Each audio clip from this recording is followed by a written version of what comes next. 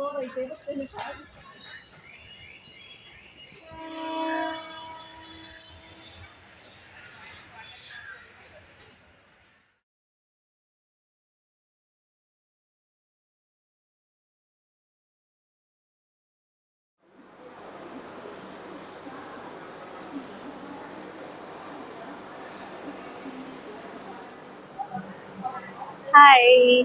आम्ही निघालोय आता गिरनार ट्रिपला. मागच्या वर्षी सुद्धा जानेवारीत आम्ही गेलो होतो गिरनारच्या ट्रिपला आणि यावेळी सुद्धा आता दरवर्षीप्रमाणे आम्ही निघालोय. पण यावर्षी एक भयानक ट्विस्ट झाला, तो म्हणजे आम्ही 12 वाजता निघालो आणि येताना आम्हाला इतकं ट्रॅफिक लागलं आणि त्याच्याहून वाईट गोष्ट म्हणजे आमचा गुगल मॅप्सवाला माणूस दुसऱ्या टॅक्सीत होता आणि असावधपणे ती जबाबदारी गुगल मॅप्सची दुसऱ्या गाडीतली माझ्यावर पडली आणि ती जबाबदारी निभावताना जे काही माझ्या तोंडचं पाणी पळालंय, म्हणजे एक वेळ जगातली दुसरी कुठलीही जबाबदारी द्या पण गुगल मॅप्स बघून ड्रायव्हरला रस्ता सांगायची जबाबदारी नका देऊ. आणि ॲज युजल फ्लायओव्हर घ्यायचा नव्हता आणि तो मी घ्यायला लावला आणि मग आम्हाला छान बँड्रा रेक्लेमेशनचा वळसा घालून परत यावं लागलं. पण आम्ही पोचलो वेळेत.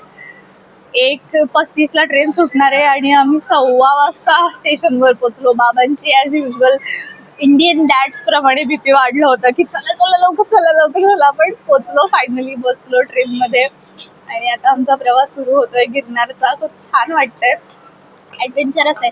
आणि ह्या वेळेच्या गिरनारच्या प्रवासातली एक गोष्ट म्हणजे माझ्या पायाला दुखापत आहे, माझ्या पायाला बँडेज आहे आणि तसंच मी गिरनार चढणार आहे. सो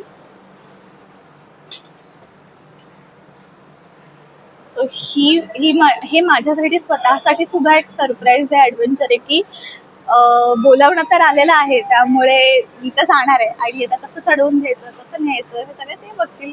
चला, जय गिरनारी. इंडियन डॅड्सचे फीचर तर मी तुम्हाला सांगितले, पण हे आहेत इंडियन मॉम्सचे फीचर. म्हणजे ट्रेनमध्ये जेवण करायचं आहे यासाठी माझ्या आईने डबे संसार हे सगळं घेतलं होतं. संध्याकाळी 6च्या आसपास सुरत आलं आणि एक झोप झाल्यानंतर आम्ही थोडासा टाईमपास केला.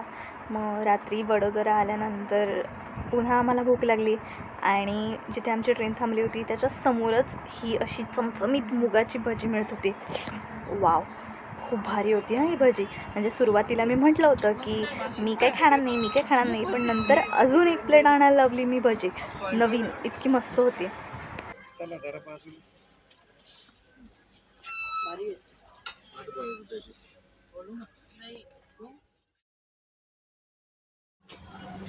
हाय, आम्ही आता पोचलोय वडोदऱ्याला आणि ही इंटरेस्टिंग भजी आम्ही घेतलेली आहे. सो तुमच्याकडे जर हॉल्ट वडोदऱ्याला असेल तर ही मुगाची भजी नक्की ट्राय करा. गरमागरम इतकी भारी लागते. 30 रुपयाला प्लेट आहे. सो जर या रूटवर कधी येणार असाल तर डू ट्राय दिस मूग डाळची भजी. यावेळी आम्हाला पहिल्यांदाच अगदी दाराकडची सीट मिळाली होती, त्यामुळे माझा आणि अर्णवचा बऱ्याचसा वेळ हा सीटवर नाही तर बाहेरच जात होता.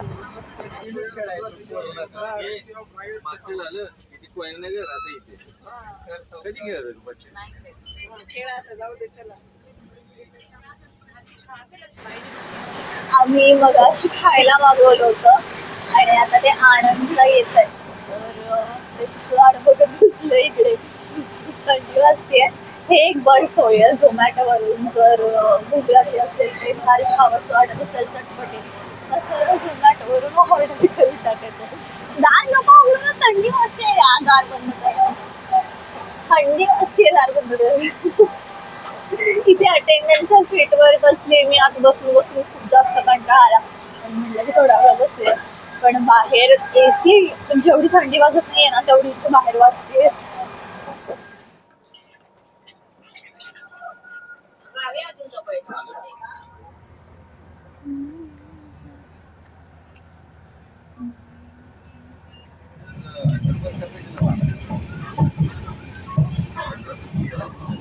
We are ready.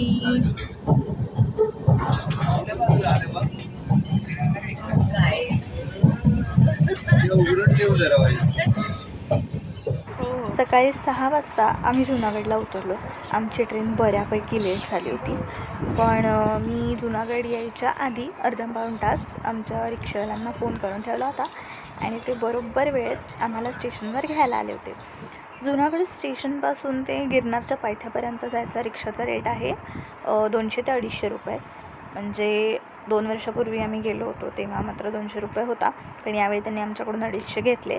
पण इट्स अप टू यू, तुम्ही बार्गेनिंगसुद्धा करू शकता. पण 200 रुपये एका रिक्षाचा रेट आहे. मग त्या रिक्षात तुम्ही कितीही लोक बसलात तरी चालेल.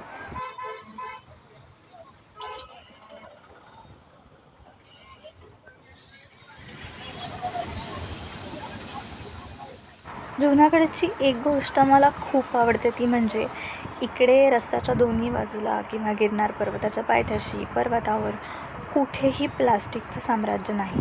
कारण इथल्या लोकांनी स्ट्रिक्टली प्लास्टिक बॅन पाळलेलं आहे. ते माझ्या गिरनारच्या व्हिडिओत मी तुम्हाला दाखवेनच की किती स्ट्रिक्टपणे पाळतात. पण इथे रस्त्याच्या कडा बघा दोन्ही, कुठेही कचरा नाही, प्लास्टिक नाही, काहीही नाही आहे.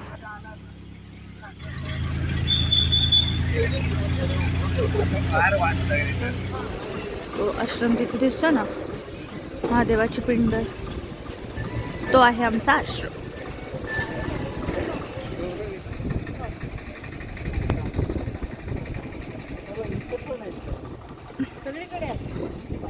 आहे आमचा आश्रमातला आजाचा रस्ता.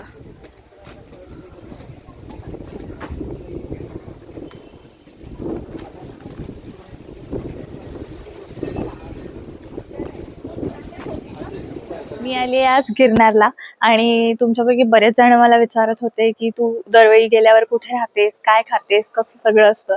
तर आज मी तुम्हाला मी जिथे राहते तो आश्रम एकदम व्यवस्थित दाखवणार आहे. तर हा आहे आश्रम. हा आहे जुना आखाडा, म्हणजे प्रेमगिरी आश्रम नावाचा आश्रम आहे आणि त्याच्या एक्झॅक्ट समोर ही त्यांनी नवीन बिल्डिंग बांधलेली आहे आणि खूप शांत, छान, सुटसुटीत आहे. 6 माळ्याचा हा आश्रम आहे आणि पर फ्लोर 20 रूम आहे तिथे. इथे खाली दत्ताचं सुंदर मंदिर आहे आणि रोज संध्याकाळी 6:30च्या आसपास इकडे आरती होते. खूप मस्त माहोल असतो. चला तर मी तुम्हाला आता आश्रम दाखवते. आश्रमात जायला जिने आहेत आणि लिफ्टची सुद्धा सुविधा आहे, जी लिफ्ट बऱ्यापैकी मोठी आहे. त्यामुळे बॅगांचं किंवा गुडघ्याचं, म्हातारी लोक आहेत त्याचं काहीही टेन्शन नाही. फक्त इथे एक आहे, कुठलेही व्यसन करून इथे आश्रमात यायचं नाही. दंड आहे आणि मुळात म्हणजे काय यावं ना व्यसन करून. चला,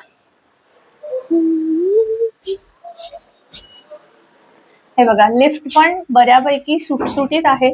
व्यवस्थित तुम्ही बॅगा घेऊन 6-7 माणसं लिफ्ट मध्ये आरामात येऊ शकता. व्यवस्थित आहे, हायजिनिक आहे आणि रेट सुद्धा खूप नॉर्मल आहेत कम्पॅरेटिव्हली. आता मला एका रूमचे 600 ते 700 रुपये पडले पर डे.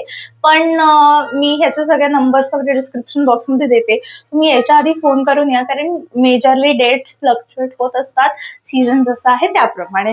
पण खूप जास्त कॉस्टली नाहीये.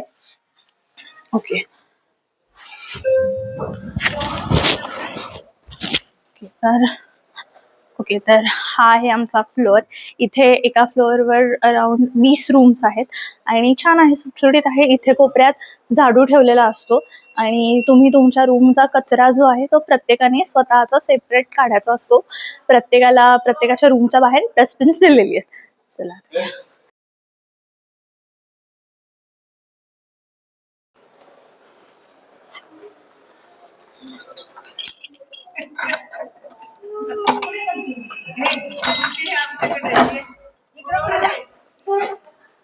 सो ही अशी रूम आहे आपल्याला मिळालेली आणि इथे त्यांनी आपल्याला गादी पण प्रोव्हाइड केलेल्या आहेत. 2 गाद्या ते आपल्याला प्रोव्हाइड करतात. त्यामुळे या एका रूम मध्ये बेडवर 2 जण आणि खाली 2 असे 4 ते 5 माणसं सहज बसू शकतात. सो व्यवस्थित त्यांनी अशी पांघरुणं 4 पांघरुणं दिलेली आहेत, 4 उशा दिलेल्या आहेत, एक्स्ट्रा 2 गाद्या दिलेल्या आहेत. त्यामुळे 4 माणसांची ही रूम नक्कीच आहे. इथे आहे वॉशरूम वगैरे पण एकदम सुटसुटीत आहे. कमोडची सोय आहे, गिझर एकदम मस्त गरम वगैरे पाणी येतं.